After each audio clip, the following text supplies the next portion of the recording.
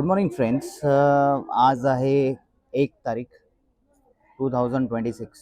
So first day नवीन वर्षाचा.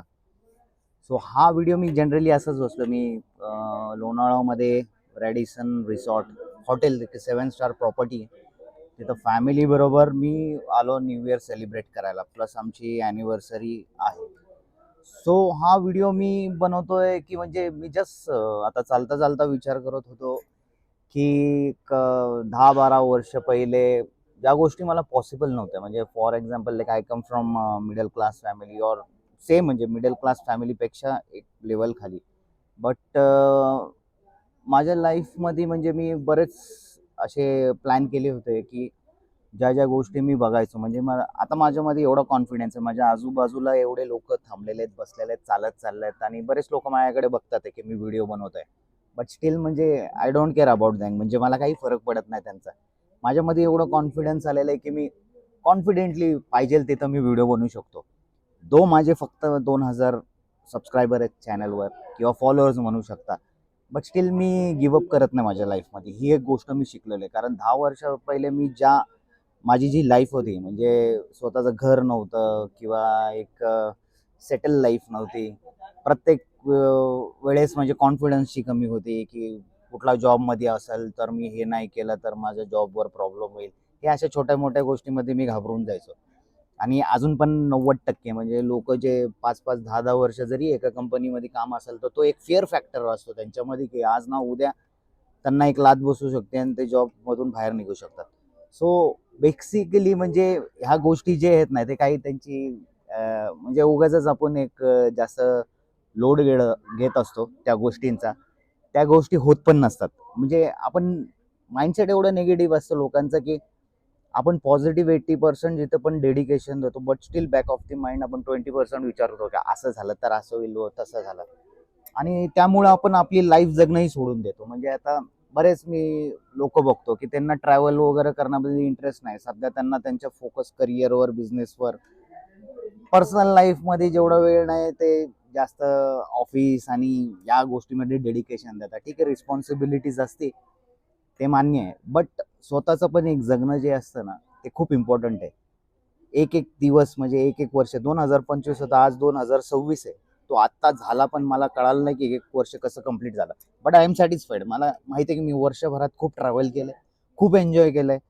म्हणजे मला जी लाईफस्टाईल पाहिजे, मला जर लक्झरी पाहिजे, मला एखादं हॉटेल पाहिजे असेल जे एकदम लक्झरी आहे, ते तर मी बुक करू शकतो आता सध्या. म्हणजे ते मी विचार नाही करत, अरे एवढे पैसे गेले तर काय होणार? एका महिन्याची सॅलरी असते काही काही लोकांची ते. बट तो माइंडसेट आहे कम्प्लीट. हे बघा, तुमच्याकडे जर पैसे असेल, तुम्हाला जी लाईफस्टाईल पाहिजे ते तुम्ही आत्ता नाही करणार तर कधी करणार? आणि जे महागडे हॉटेल्स असेल किंवा रेस्टॉरंट्स असतील, जे गाड्या असतील किंवा जे ब्रँडेड कपडे असतील, हे विकत घेण्यासाठीच आहेत. म्हणजे हे फक्त बघण्यासाठी नाही. ही लाईफ तुम्हाला एक्सपिरियन्स करायलाच लागणार स्वतःला पण. आणि सिंपल मी फॉर्म्युलाज देतो तुम्हाला लाईफबद्दल. तुम्हाला जर तर तुम्ही फर्स्ट थिंग जे करा, तुम्ही वर्कआउट करणं सुरू करा. तुमची जी एनर्जी आहे, निगेटिव्ह पॉझिटिव्ह जी एनर्जी आहे, ते तुम्हाला स्टेबल करायची. तुमचे जे ओव्हर थिंकिंग आहे, तुम्ही सतत जे विचार करता झोपताना उठताना, तेच दिवसभर तेच डोक्यात चालू असतं, हे चेंज करायचं असेल तर सगळ्यात पहिले कुठला स्पोर्ट्स खेळा, जिम लावा, वर्कआउट करा डेली रेग्युलर. सेकंड थिंग, तुमच्या अवतीभोवती तुमच्या रिलेशनमध्ये, फॅमिलीमध्ये जे पण नेगेटिव्ह टॉक्सिक पीपल आहेत, म्हणजे जे त्यांचं रडगाणं तुम्हाला सतत सांगत असते, ते इमोशनल, माझ्या लाईफमध्ये हे झालं, माझ्या लाईफमध्ये ते झालं, त्यांनी काय होतं, तुमचे जे व्हायब्रेशन्स आहेत, तुमचे जे व्हायब्रेशन्स आहेत ना, ते लो होत जातात. मी तुम्हाला एक गोष्ट सांगतो, जसं तुमचं फ्रेंड सर्कल असेल, जसं तुमच्या अवतीभोवती एन्व्हायरमेंट असेल, तसं तुम्ही होणार. तुमचं पण माइंडसेट तसंच होणार. म्हणून निगेटिव्ह पीपल, इमोशनल असणं चुकीचं नाही, बट एखाद्या इमोशन स्वतःवर लादून घेऊन स्वतःचं पण लाईफ आयुष्य तसं बर्बाद करणं आणि सतत त्याच नेगेटिव्हिटी व्हायब्रेशन्समध्ये राहणं हे खूप चुकीचं आहे. तुमचे व्हायब्रेशन हमेशा पॉझिटिव्ह पाहिजे.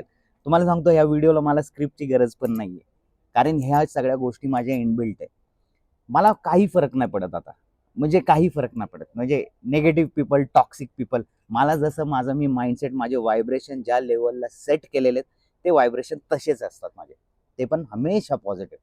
आणि समजा एखाद्या वेळेस माझं मी थोडाफार निगेटिव्ह झालो, पण मला ते माहिती आहे की ही निगेटिव्हिटी कशी घालवायची.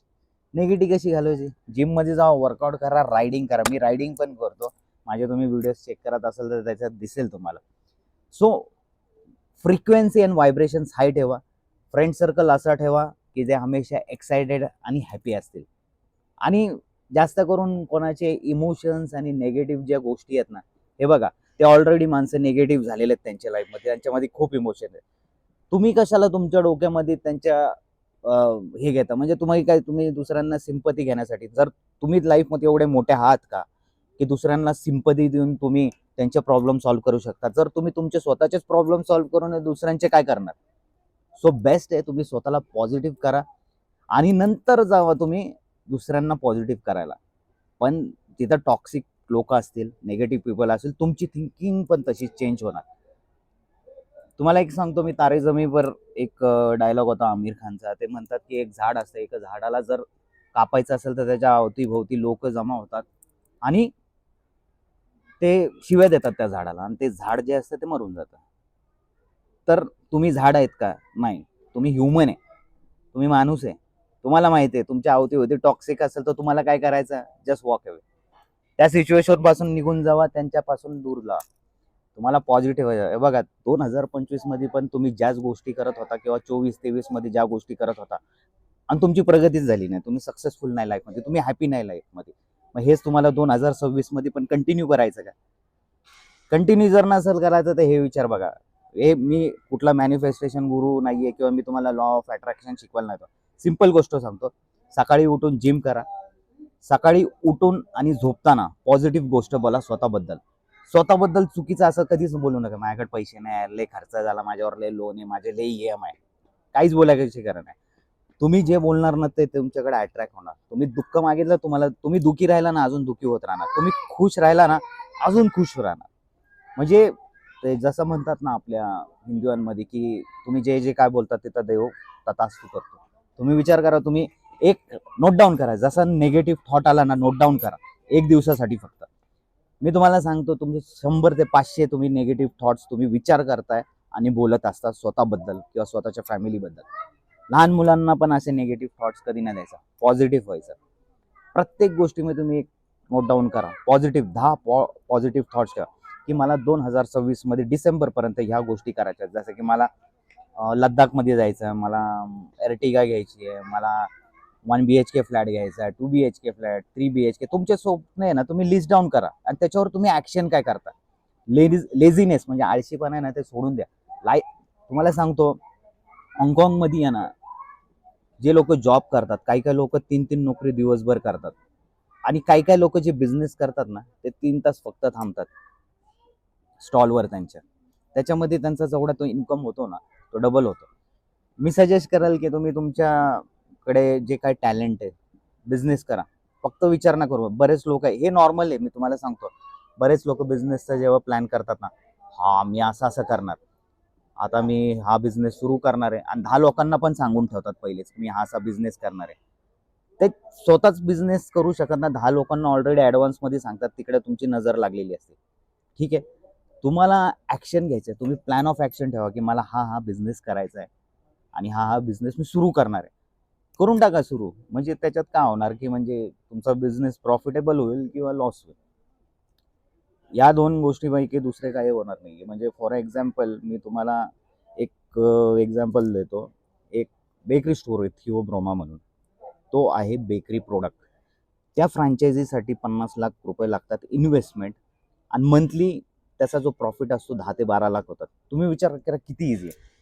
म्हणजे एखाद्या फ्लॅटमध्ये इन्व्हेस्ट करण्यापेक्षा मी तर त्या प्रोडक्टमध्ये करेन, मग फ्रँचायझी घेईल आणि ते ओपन करून 10 लाखाचा प्रॉफिट मंथली आहे.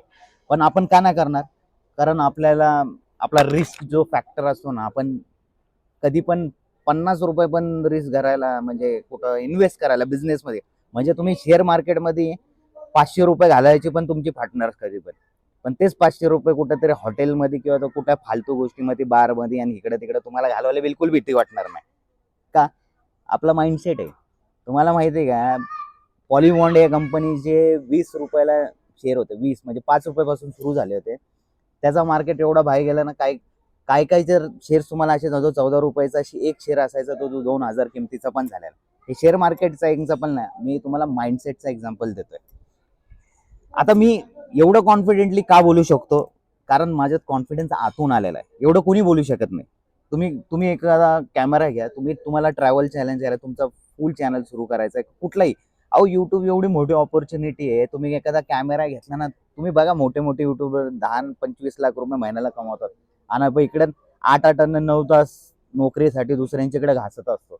आणि अप्रेझलच्या वेळेस जातो की 30% अप्रेझल, 30 तर होतच नाही, आता 5 आणि 6, 6% तुम्हाला अप्रेझल मिळणार. आणि त्याच्यात पण तुम्ही काय करणार, आयुष्य ते अप्रेझल झालं ना तर जे घासणार कंपनीत आणि डोक्यात सतत हे टेन्शन, हे प्रेशर, ते प्रेशर, असं करून करून तुमचे रिटायरमेंटचे वय येणार. तुम्ही ना एखादी फॉरेन कंट्री फिरलाय, ना पुण्यामध्ये फिरला, ना महाराष्ट्रामध्ये, ना कुठेच. काय लाईफ जगलाय तुम्ही? तुम्हाला काय वाटतं 60 वर्षाचं झाल्यानंतर तुमच्यामध्ये तेवढी एनर्जी असणार आहे का फिरण्यामध्ये? अरे लक्झरी लाईफ आपल्यासाठीच आहे. पैसा कमवून काय करणार? हॉस्पिटलची बिलं भरणार का? मी हे नाही म्हणत. बिल हॉस्पिटलची बिल म्हणजे तुम्ही पॉलिसी काढली तरी ते होणार आहे. लाईफ कसं आहे माहिती आहे का, लक्ष्मी जर तुम्ही तुमच्याकडे डांबून ठेवली ना, ती तुमच्याकडे येणार पण नाही परत. म्हणाल की अरे बाबा, ही लक्ष्मी ह्याच्याकडे गेलं ना, हे मला बंदच करून ठेवतो. पैसे जे असते ती लक्ष्मी आहे, सतत फिरवत राहा. फिरा, एन्जॉय करा. पैसे फक्त एक एनर्जी आहे, म्हणजे एन्जॉय करण्यासाठी ते एक फॅक्टर आहे. पैसे म्हणजे फॅमिलीसाठी टाइम द्या, एन्जॉय करा आणि पॉझिटिव्ह राहा. म्हणजे तुम्ही तुमचे पॉझिटिव्ह थॉट असेल ना, तुमच्या पूर्ण फॅमिलीचं काय तुमच्या आजच्या खानदानामध्ये तुम्ही नंबर 1 व्हायचं हे तुमचं स्वप्न असलं पाहिजे. सगळ्यात रिच होणं तुमचं एक स्वप्न असलं पाहिजे.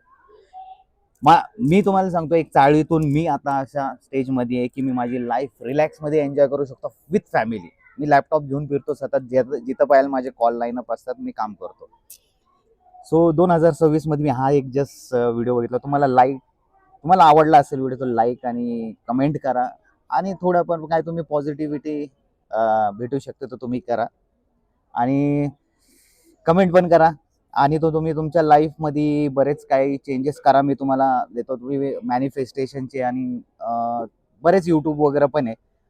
म्हणजे मी तर एक छोटासा एक एक्झाम्पल दिलेला आहे, कारण माझ्या लाईफमध्ये बरेच चेंज आले पॉझिटिव्हिटीने. सो तुम्ही लाईक सबस्क्राईब करा. आणि 2026चे पुढचे तुमचे 10 वर्ष आहे ना, तुम्ही प्लॅन आउट करा की मला ही लाईफ पाहिजे. So thanks for watching.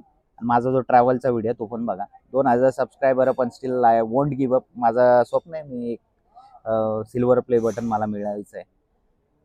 प्रयत्न करत राहणार नाही, सक्सेसफुल होणारच. थँक्यू.